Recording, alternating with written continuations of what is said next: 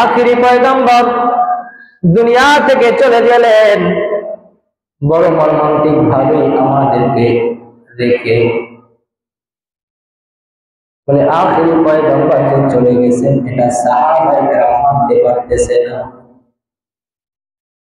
কিছু কিছু সাহাবী মনে করতেছে মুসা পয়গম্বর যেভাবে তুর পাহাড়ে আল্লাহ তাআলার সাথে কথোপকথন করার জন্য গিয়েছেন, আখিরি পয়গম্বরও মনে হয় কিছু দিনের জন্য আল্লাহর সাথে সাক্ষাৎ করার জন্য গিয়েছেন।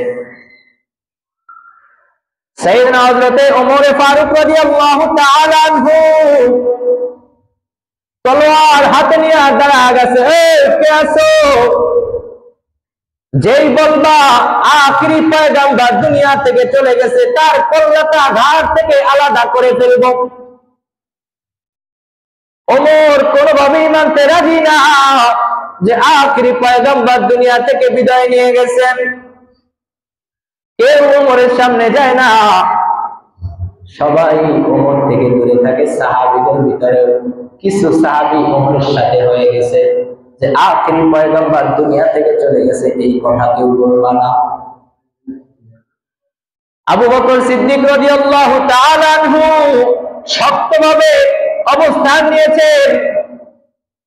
ওমর রাদিয়াল্লাহু তাআলা আনহুকে বুঝাইতেছেন, ও ভাই ওমর, আখিরি পয়গম্বর দুনিয়া থেকে চলে গেছে, তুমি এটা মেনে নাও।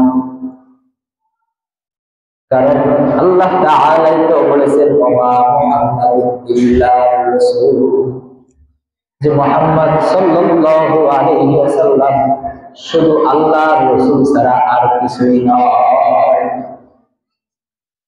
আবু বকর ওমরকে জানা যায়, ওমর তুমি এবং তোমার সাথে যে সাহাবীরা বলতে শুরু করছো যে আখিরি পয়গম্বর দুনিয়া থেকে চলে যায় নাই, তাদেরকে একটা কথা বলতে চাই, তোমরা যদি মুহাম্মাদের পূজা করে থাকো, মুহাম্মাদের ইবাদত করে থাকো, তাইলে তোমরা এই কথা বলো যে মুহাম্মদ সাল্লাল্লাহু আলাইহি ওয়াসাল্লাম দুনিয়া থেকে চলে যায় না।